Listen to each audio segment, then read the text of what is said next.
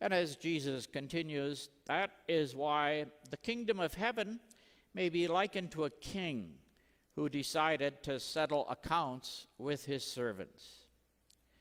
Now, whether this really was a king or not, we don't know, but what Jesus is having us reflect on is someone who had a great deal of power and a great deal of wealth.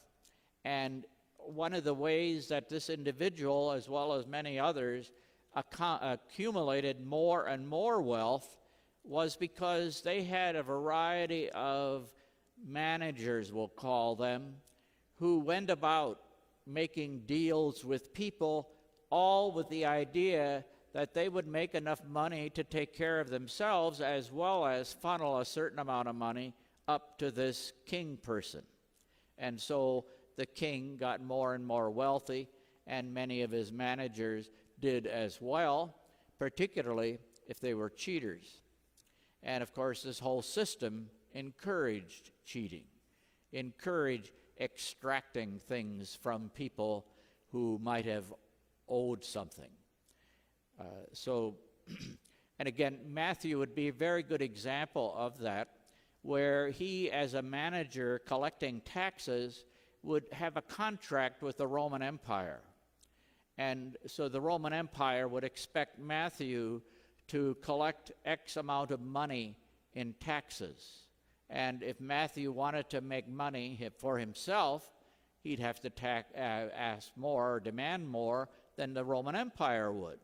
And the Roman Empire, I forget what the sum is, but somewhere around 30% or higher was the tax they put on people. We think we've got it rough.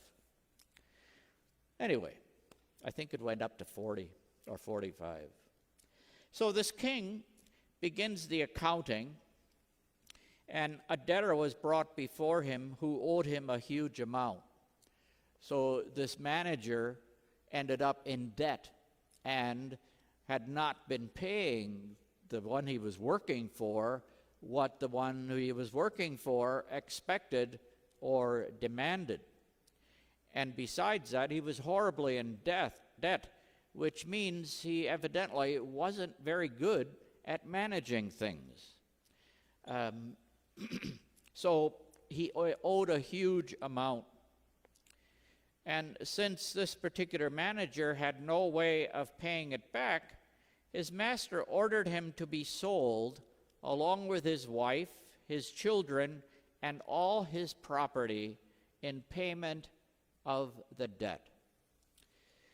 Whether that would all amount to paying this huge debt, we have no idea, but clearly the punishment that this wealthy man called a king was going to exert, excuse me, for him, that seemed very reasonable, given the size of the debt that he was owed, that this would be the payment that he was getting.